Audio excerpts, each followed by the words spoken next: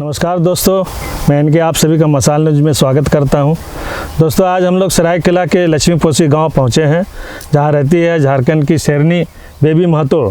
पिछले दिनों 60-40 नियोजन नीति के विरोध में पूरे झारखंड में आंदोलन हुआ। इस आंदोलन की नेता जो भी लोग रहे हैं, लेकिन अग्रणी भूमिका बेबी महतो का रहा है। हम लोगों ने देखा है कि हर एक आंदोलन में बढ़ चढ़ कर भाग ली है। तो आज हम इनके गाँव पहुँचे और इस छायादार वृक्ष के नीचे उनसे कुछ बातें करेंगे आंदोलन के बारे में, या खास कर उनके कुछ पर्सनल लाइफ के बारे में। नमस्कार, आपको जोहार। तो सबसे पहले बेबी जी, मैं ये जानना चाहता हूँ कि आपका ये जो गांव है, यहाँ आप लोग कब से रह रहे हैं? आपका पैतृक गांव यही है? यही है। अच्छा, आपका गांव, ये जो घर है उसके अलग कहीं दूसरी जगह भी घर है?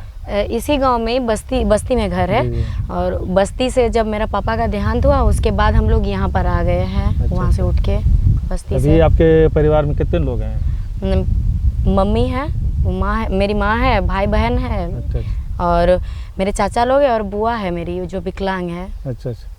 तो टोटल कितने सदस्य हो गए आपके? 2 भाई 1 बहन। हम लोग 4 जन और माँ 5 हुए, 2 चाचा 6-7 हुए और बुआ। अभी आपकी पढ़ाई कहाँ चल रही है? मेरी बिष्टुपुर वोमेंस कॉलेज में। हाँ। किस क्लास में है आप? ग्रेजुएशन। और स्कूलिंग क्या यहीं से हुआ है? स्कूलिंग मेरा नहीं, मैं जब बचपन में छोटी थी तो academic English high school Rajnagar में है ना, वहाँ मैं पढ़ी थी। और वहाँ मेरे चाचू के साथ जाती थी मैं स्कूल। मेरे चाचू पहुँचाया करते थे स्कूल, वो भी अपने स्कूल जाते थे और मुझे भी ले जाते थे मेरे चाचू, मेरी बुआ। फिर वहाँ कुछ साल पढ़ने के बाद बिरडवा के सून, मैं बहुत सारे स्कूल में पढ़ी हूँ। बिरडवा के सून में 2 साल पढ़ी थी। फिर उसके बाद यहाँ से मेरा भाई लोग भी हुए तो घर में काफ़ी ज़्यादा बच्चे हो गए, बच्चे थे घर में। तो पापा नानी के घर में मुझे छोड़ दिए थे। नानी घर से वहाँ महेश कुदर स्कूल है, शहीद निर्मल महतो स्कूल है महेश कुदर में, वहाँ भी मैंने 2 साल पढ़ा है। फिर उसके बाद वहाँ से निकल के 5 क्लास से पूरा 10 क्लास तक सरस्वती शिशु विद्या मंदिर सरायकेला। अच्छा, आपके पिताजी के देहांत होने के बाद में तो आप लोगों को काफ़ी आर्थिक कठिनाइयों का सामना करना पड़ा होगा, उस समय कुछ बातें याद है? सामना तो कठिनाइयों का पहले भी करना बहुत पड़ा था, जब हमारे पिताजी थे उस टाइम भी, उस समय भी। लेकिन पिताजी थे तो एक होता था ना कि सहारा था हमारा कि चलो पिताजी हैं हमारे साथ। नहीं तो जो स्कूल वगैरह जाते थे, काफ़ी दूर हमारा था, अकेले जाते थे। हमारे पिताजी को भी बहुत कुछ बोलते थे कि बेटी ये अकेले स्कूल भेज रहे हो आप लोग, कहीं भाग उग जाएगी। तो पिताजी भी वैसे ही जवाब देते थे, कहते थे कि मेरी बेटी जिसके साथ भागेगी वही मेरा दामाद होगा, इसी कहते थे। आपका ये मैट्रिकुलेशन यहीं से हुआ है? हाँ, सरस्वती शिशु मंदिर से हुआ, सरायकेला से। हाँ, तो घर से ही जाते थे स्कूल और वहीं से स्पोर्ट्स भी ज्वाइन किए थे स्कूल से ही। तो जितने हमारे जो प्रिंसिपल थे ना, बहुत अच्छे हैं हमारे वहाँ के सर, जो आचार्य जी हम लोग बोलते हैं, सर नहीं बोलते हैं। तो बहुत अच्छे थे, क्योंकि घर से हमारा स्कूल भी काफ़ी डिस्टेंस होता था। मैं अकेली जाती थी स्कूल, तो मेरा फी वो जो जमा करना होता था ना पैसा, हमेशा टाइम पे नहीं दे पाती थी मैं। अच्छा। दूसरे बच्चों की तरह, जो दूसरे बच्चे होते थे कि पर मंथ देते थे, 2 महीना में देते थे, मेरा 5 महीना 6 महीना में। कभी कभी तो हमारे प्रिंसिपल जो थे ना, प्रधानाचार्य जी, उनका प्रसाद महतो नाम है, वो एक बार तो उन्होंने ही मेरा फी जमा कर दिया था। तो बहुत अच्छे शिक्षक रहे हैं आप? बहुत अच्छे रहे हैं वो, बहुत सपोर्टेड रहे। उसके बाद मैट्रिकुलेशन के बाद आप क्या? उसके बाद वोमेंस कॉलेज बिष्टुपुर। किस विषय में हो रहा पढ़ाई आपकी? अभी तो मेरा आर्ट्स में ज्योग्राफी ऑनर्स है। अच्छा, आप बता रहे थे कुछ स्पोर्ट्स के बारे में। हाँ। तो उस स्पोर्ट्स में आप कितना दूर तक गई? कुछ आगे बढ़ने का राज्य से या देश की ओर से भाग लेने का कुछ मौका मिला? हाँ, मिला है। शुरुआत मेरा स्कूल से ही हुआ था और जूनियर नेशनल खेली हूँ मैं। कौन से ये में? अंडर 14 में। अच्छा। फिर उसके बाद एथलेटिक्स में, और इवेंट मेरा 100 मीटर और 200 मीटर था, रनिंग स्प्रिंटर। फिर सपोर्ट नहीं मिला उसके बाद। तो झारखंड से सिलेक्शन होके ही तो गए होंगे ना आप? लेकिन नहीं, वो वाला जो होता है ना, डिस्ट्रिक्ट में सिलेक्शन किया जाता है। और इंटर डिस्ट्रिक्ट जितने स्कूल के स्टूडेंट लोग हैं, इंटर डिस्ट्रिक्ट नेशनल होता है वो वाला। अच्छा। तो उसमें सिलेक्शन हुआ था मेरा और उसी में गई थी। अभी भी आप प्रैक्टिस करती है? हाँ, अभी करती हूँ मैं। दौड़ने का प्रैक्टिस होता है? हाँ, होता है। अभी यूनिवर्सिटी गेम पहुँच रहा है ना, यूनिवर्सिटी खेलना है कॉलेज से। तो आपका ग्रेजुएशन करने के बाद आगे क्या इरादा है? बीपीएड करना है। बीपीएड? हाँ बीपीएड तो देखिए अब स्पोर्ट्स में है तो स्पोर्ट्स का डिग्री भी लेके रखना है ना। बीपीएड करना है और एमपीएड करना है और एनआईएस का करना है। मैंने सोचा है कि एनआईएस का अगर करूँगी तो एनआईएस वो कोच का होता है, कोच ट्रेनिंग। तो मेरे पास एक सर्टिफिकेट रहेगा, लीगली मैं बच्चों को ट्रेनिंग दे पाऊँगी। और जो मेरे साथ बीता है ना वो बाकी प्लेयर के साथ ना बीते और हमारे जो डिस्ट्रिक्ट है, हमारे स्टेट है, हमारे राज्य के बच्चे आगे खेल सके। अगर उनके पास पैसा नहीं है ऐसे ट्रेनर को पैसा देने का, ट्रेनिंग लेने का, तो मैं फ्री ट्रेनिंग दूँगी। अच्छा, आप तो देख रहे हैं कि स्पोर्ट्स को लेकर के जो है ये झारखंड सरकार या केंद्र सरकार, क्या लगता है आपको किस तरह का, जिस तरह का सहयोग देना चाहिए एक खिलाड़ी के पीछे, सरकार का जो सपोर्ट होना चाहिए एक खिलाड़ी के पीछे, क्या आपको लग रहा है?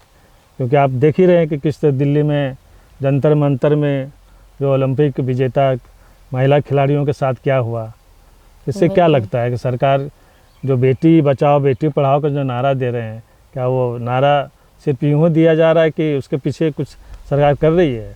नहीं, वो तो खाली जगह जगह पे पोस्टर छपवाया जा रहा है, लेकिन वो फॉलो बिल्कुल नहीं किया जा रहा, बिल्कुल भी नहीं।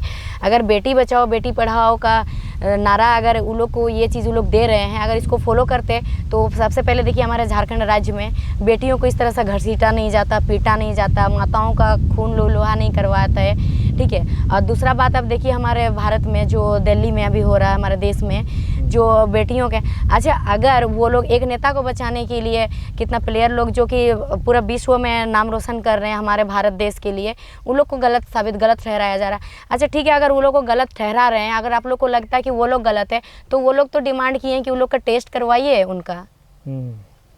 अभी तो देख रही एफआईआर होने के बाद भी कोई एक्शन सरकार नहीं ले रही है। वही चीज़ ना, एक्शन तो लेना चाहिए ना, एक्शन लेना चाहिए। और सबसे पहले तो जो लोग प्लेयर लोग का सपोर्ट नहीं कर रहे हैं, सपोर्ट करना सबसे बड़ी बात है। बहुत कोई उनको पार्टी पॉलिटिक्स में बदल दे रहे हैं, ठीक है, पार्टी पॉलिटिक्स में बदल दे रहे हैं, तो ये चीज़ उन लोग को समझना चाहिए। अगर वो इलेक्शन लड़ेगी भी ना तो कोई पार्टी में अगर नहीं जाएगी, निर्दलीय भी लड़ेगी तो जीत सकती है, क्योंकि उनका फैन फॉलोइंग काफ़ी बढ़ चुका है, वो अपना नाम रोशन कर चुकी है अपना मेहनत से, आगे ओलंपिक खेल के वो लोग आ चुका है, तो उसको किसी का जो कोई पार्टी पॉलिटिक्स का ज़रूरत नहीं पड़ेगा इलेक्शन लड़ने के लिए, लेकिन फिर भी उसको नाम दिया जा रहा है। और सबसे यही चीज़, मैं तो उन लोगों को बहुत धन्यवाद, बहुत ज़्यादा प्राउड फील करती हूँ उन प्लेयर पे कि वो लोग जो छोटे छोटे भी प्लेयर हैं, नेशनल खेल रहे हैं, उन बच्चियों के लिए वो लोग अपना करियर को दाव पे लगा के वो लोग आवाज़ उठाई है। आपको जो बचपन से खेल की ओर रुझान रहा है, तो आप उसके बारे में थोड़ा डिटेल्स बताइए, कैसे आपने तैयारी किया, किससे आपको प्रेरणा मिला कि खेल में भी आगे बढ़ना चाहिए आपको? मैं खेल के बारे में ज़्यादा कुछ नहीं, मेरा स्कूल में होता था ना स्पोर्ट्स, तो उसी में मैं भाग लेती थी, तो हमेशा फर्स्ट आया करती थी मैं रनिंग में, हमेशा फर्स्ट। मैं जहाँ रहती थी वहाँ दूसरी लड़की कोई फर्स्ट हो ही नहीं पाती थी। तो जब डिस्ट्रिक्ट में एक बार डिस्ट्रिक्ट चैम्पियनशिप हुआ तो उसमें हमारे स्कूल के टीचर वो बोले कि प्रेयर होता ना, प्रार्थना होता है, प्रार्थना के टाइम टीचर बोले कि आज डिस्ट्रिक्ट में कल स्पोर्ट्स होने वाला है, तो कुछ बताए, टीचर ने बताया। तो मैं थोड़ा लेट पहुंची थी स्कूल तो सुन नहीं पाई थी, लेकिन उस दिन क्या हुआ, क्लास टीचर अटेंडेंस बनाते ना, मैं क्लास टीचर को परेशान कर दी थी कि क्या बताया टीचर, क्या बताया, मुझे बताइए। तो उन्होंने मुझे एक थप्पड़ मारा भी और बाहर निकाल दिया, लेकिन फिर बाद में उन्होंने बता दिया। तो मैं स्पोर्ट्स में जब हमारा सरायकेला डिस्ट्रिक्ट में हुआ, मैं गई थी खेलने और ऐसे खाली पैर और सलवार सूट पहन के मैं दौड़ी थी। उसमें 100 मीटर में मेरा फर्स्ट हुआ, फिर 60 मीटर सर दौड़ा है, बोले 60 मीटर रेस भाग के देखो तुम क्या होता है, 60 में भी फर्स्ट हुआ। तो सर बोले अपना पैर दिखाओ, फिर बोले सर बोले आगे खेलना चाहती है, तो मैंने कहा कि हाँ खेलना चाहती हूँ, जो सिकंदर महतो है सेक्रेटरी, तो मैंने कहा हाँ खेलना चाहती हूँ। तो सर ने कहा घर कहाँ है, सब चीज़ डिटेल लिया मेरा, फिर बोले 200 मीटर दौड़ो, 200 दौड़े, 200 में भी फर्स्ट हो गए। तो फिर उसके बाद वहीं से मेरा शुरुआत हुआ स्पोर्ट्स। प्राइज व्राइज रखे कि नहीं? मेडल उडल सब मेरा पुराना घर में होगा, वो पलंग में। फिर मैं गुस्सा से, क्यों रख दिए? ये गुस्सा से एक बार मेरा स्पोर्ट्स में कुछ ऐसा मेरे साथ हुआ था कि मैं गुस्सा से कुछ मेडल मेरा मैं जाके नदी में बहा दी थी। अच्छा, कुछ हुआ था मेरे साथ ऐसे कि मुझे आगे बहुत खेलना था, तो ये चीज़ नहीं हो पाया। अच्छा। इसलिए, और मैं गुस्सा से स्पोर्ट्स छोड़ भी दी थी मैं। अभी आगे फिर नहीं खेलना है स्पोर्ट्स में? नहीं, अब तो खेलना है मुझे, खेलना है ना। हाँ, क्योंकि अब मुझे उस टाइम में बच्ची थी, उम्र भी मेरा कम था, उतना ये नहीं था कि मैं किसी के सामने बोल सकूं ज़्यादा कुछ, और अभी तो ऐसा नहीं है कि अभी मैं बोल भी सकती हूँ। अच्छी बात है।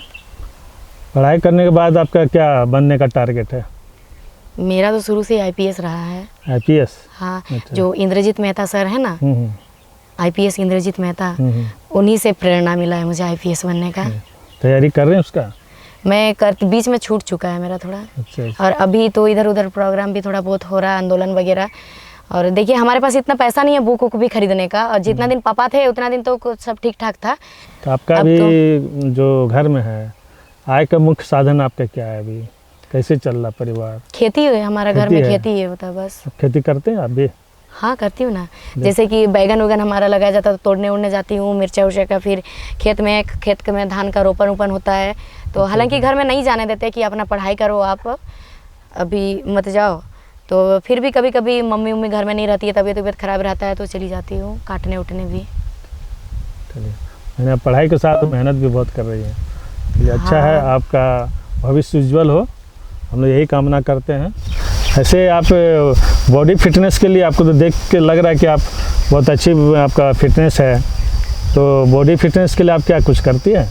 हाँ मैं एक्सरसाइज करती हूँ रोज़ जाके, और मेरा एक है कि मैं अगर रोज़ एक्सरसाइज करूँगी तो मैं फिट हो जाती हूँ, फिट होती हूँ और हेल्दी होती हूँ। और अगर मेरा एक्सरसाइज छूट जाता है तो मैं दुबली हो जाती हूँ, दुबली पतली हो जाती हूँ और ज़्यादा। छूट गया क्या?